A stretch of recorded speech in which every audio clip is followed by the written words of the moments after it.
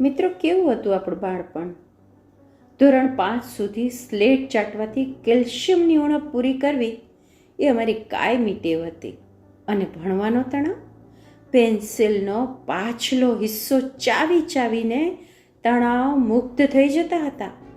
અને હા, ચોપડીઓની વચ્ચે વિદ્યાના ઝાડનું ડાળખું અને મોરના પીછાને મૂકવાથી અમે હોશિયાર થઈ જઈશું એવી અમારી દ્રઢ માન્યતા હતી. અને કપડાના થેલામાં ચોપડા ગોઠવવા એ અમારું આગવું કૌશલ્ય હતું. ચોપડા ગોઠવવા એ જ એ જમાનામાં હુન્નરમાં નહોતું હતું. અને ચોપડા ઉપર પૂંઠા ચડાવવા એ અમારા જીવનનો જાણે કે વાર્ષિક ઉત્સવ હતો. અને માતા પિતાને અમારા ભણતરની તો કોઈ ફિકર કે ચિંતા હતી જ નહીં. વર્ષોના વર્ષ વીતી જતા છતાં અમારા માતા પિતાના પાવન પગલાં ક્યારેય અમારી સ્કૂલ તરફ પડતા ન હતા. અને અમારા દોસ્તો તો બહુ મજાના હતા. જ્યારે સાયકલ લઈને જતા હતા ને, ત્યારે એકને દંડા પર ને બીજાને કેરિયર પર બેસાડતા.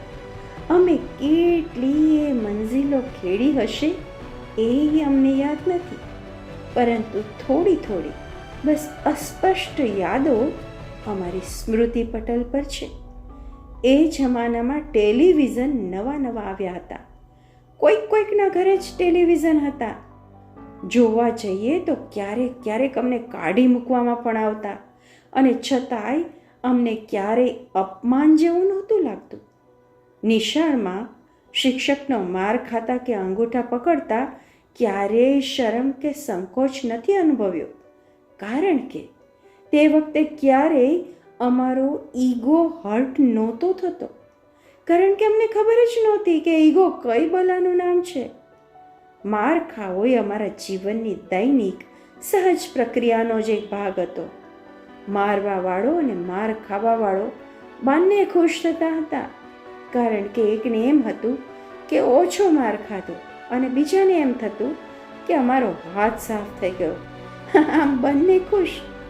અમે ક્યારેય અમારા મમ્મી પપ્પા કે ભાઈ બહેનને એવું ન બતાવી શક્યા કે અમે એમને કેટલો પ્રેમ કરીએ છીએ. આજે અમે દુનિયાના ઉતાર ચઢાવનો હિસ્સો બની ચૂક્યા છીએ. અમે જે જીવન જીવીને આવ્યા છીએ ને, એની સામે હાલનું જીવન કંઈ જ નથી. અમે સારા હતા કે ખરાબ એ ખબર નથી, પણ અમારો પરિવાર, અમારા મિત્રો એક સાથે હતા. એ જ મહત્વનું હતું. અને એ જે આનંદ દિવસોનું પાથું આજે પણ અમારી ઇમ્યુનિટી વધારી આપે છે. હંમેશા ખુશ રહો, મસ્ત રહો.